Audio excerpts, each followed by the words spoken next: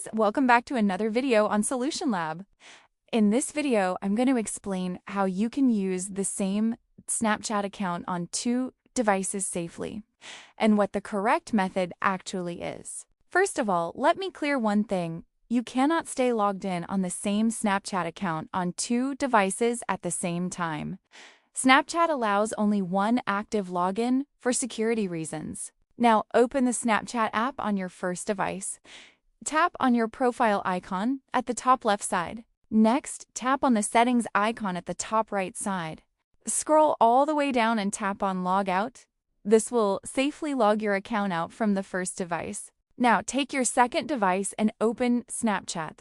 Tap on Login, then enter the same email and password. Your Snapchat account will now be logged in on the second device. So this is the safe and correct way to use the same Snapchat account on two devices, one at a time, not simultaneously.